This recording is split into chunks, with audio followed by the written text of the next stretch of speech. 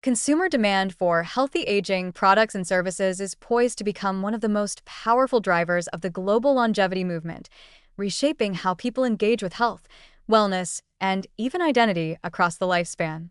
Far from being limited to retirees or the elderly, this emerging trend is now attracting younger generations, especially millennials and Gen Z, who are proactively investing in their long-term health decades before traditional aging concerns begin.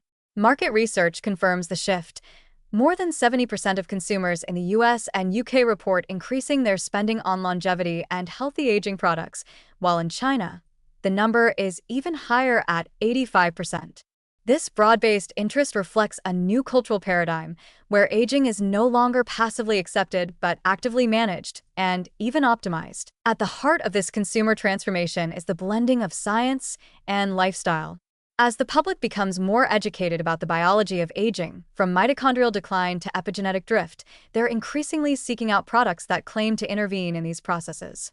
Supplements like NMN, Physidin, and astaxanthin are no longer obscure compounds known only to researchers. They're now sold on major e-commerce platforms, endorsed by influencers, and incorporated into daily routines alongside skincare and vitamins. Consumers aren't just looking for quick fixes. They're looking for continuous, low-friction ways to slow aging at the cellular level. Whether it's intermittent fasting apps, biological age tests, or AI-powered diet plans, the longevity economy is being built around personalization, convenience, and prevention. This consumer pressure is already reshaping the offerings of businesses and healthcare providers. Retailers are expanding their health sections with longevity-focused SKUs, offering curated collections of anti-inflammatory foods, NAD+ boosters, and nootropic stacks. Pharmacies and health stores are redesigning their product layouts around wellness outcomes rather than symptoms. Boost your mitochondrial health is becoming just as prominent as relieve joint pain. Wellness clinics are evolving beyond spa-style services to include biomarker-based assessments, peptide injections, senolytic cycles, and functional medicine consults. The goal is to create a retail and clinical experience that caters to a future-facing customer, one who wants to measure, manage, and upgrade their aging trajectory. Even the fitness industry is adapting to this longevity boom. We're seeing the rise of age-specific gyms and fitness centers that blend traditional exercise with joint-friendly functional training, hormone optimization, and recovery therapies like red light exposure or cryotherapy. These spaces are not marketed with fear-based messaging about age-related decline.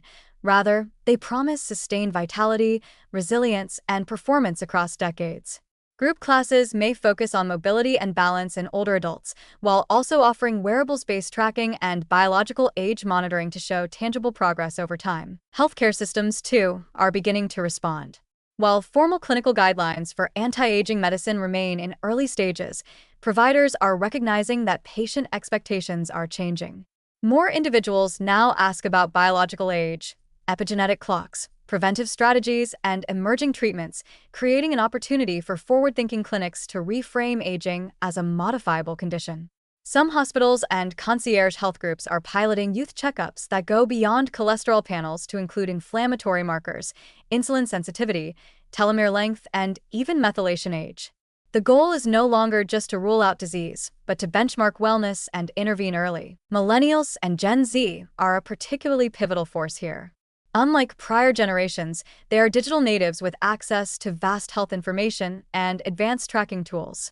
They're used to optimizing every aspect of life, from productivity to sleep to nutrition, and are now turning that mindset toward longevity. They embrace supplements not as a correction for illness, but as a proactive tool for performance and prevention. They value data and are comfortable using wearable technology to monitor HRV, glucose, or sleep cycles.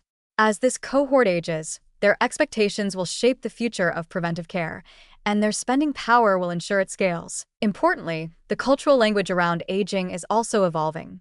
The term anti-aging, once dominant, is gradually giving way to healthy aging, pro-longevity, and vitality enhancement, a shift that reflects deeper public interest in living better, not just longer. This reframing is more inclusive, less stigmatizing, and ultimately more aligned with the desires of a population that wants to remain vibrant, capable, and purposeful across the lifespan. The implications are far-reaching. We will likely see the emergence of longevity-centered consumer brands that offer integrated ecosystems, diagnostics, digital coaching, curated supplements, regenerative therapies, and lifestyle services all in one platform. Subscription models could become common, offering regular biological age assessments with personalized adjustments to lifestyle plans or supplement protocols. Loyalty programs might reward biological improvements rather than just spending. Insurance companies may even partner with or subsidize these platforms, seeing them as a hedge against long-term healthcare costs. In essence, consumer demand is not just responding to longevity science, it's helping to drive it forward. By voting with their wallets, millions of people are accelerating the commercialization of healthy aging innovations and nudging the market towards scalable, personalized, and evidence-based solutions.